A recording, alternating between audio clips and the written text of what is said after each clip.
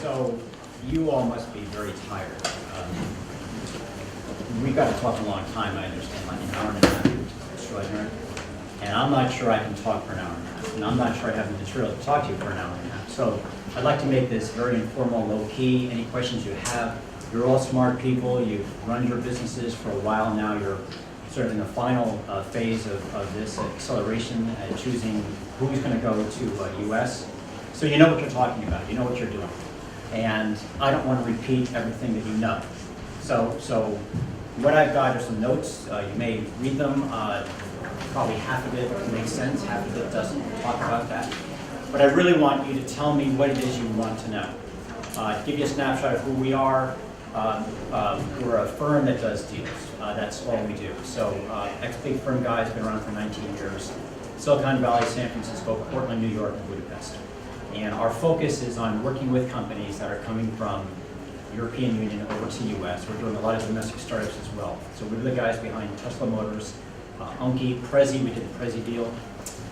There's lots of structures, tax issues, how you build an international business, where you put your people, tax mitigation, transfer pricing, all of this is sort of deal structure and issues you've got to be concerned about.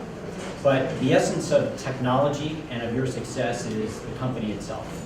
And if you're going to raise money, which is a critical resource for doing anything you want to do, and that's probably one of the reasons you're going to the US, so yeah, you want to tap into the US market and build revenues.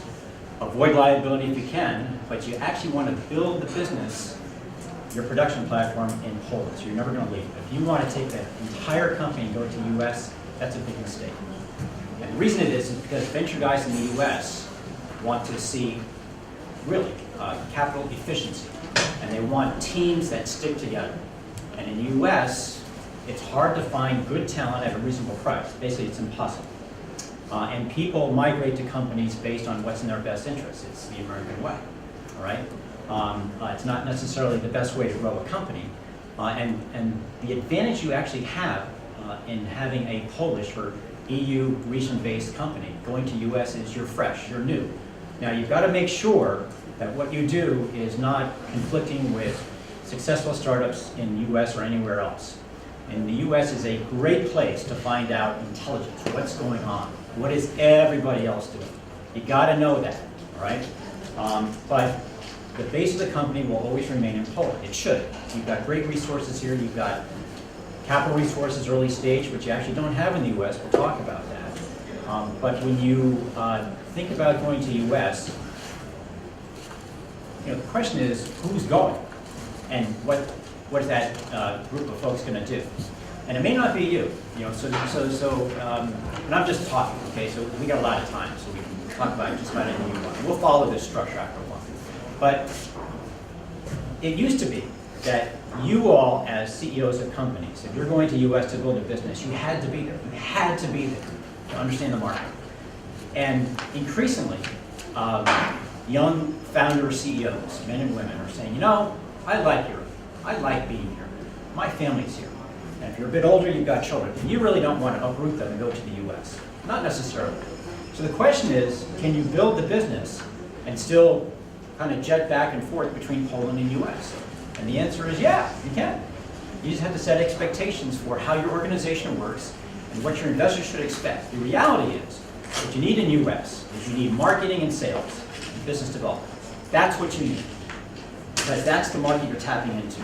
Now, you've got to go there enough to understand how the ecosystem works, but it's not really the ecosystem for technology. It's how your industry works. Who are the players? What are the price points that everybody else is out there? What are the business models that work? And how do you stack up? And more importantly, it's how do you take the Polish business that you've built and port it to a new region? Is the cost of customer acquisition the same? If it's a hardware device company, build on materials, it probably is the same because you're sourcing in China, in Asia, probably. So it doesn't matter, right? You're drop shipping in the US into that market. But there's other businesses where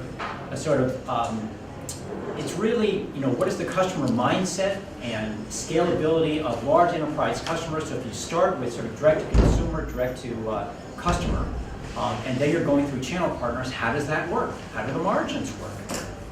You know, what is your value proposition relative to everybody else out there? Does your product fit into a suite of solutions or not? Is it sort of a standalone solution by itself? And it may actually have a different positioning here in Poland than it does in the US.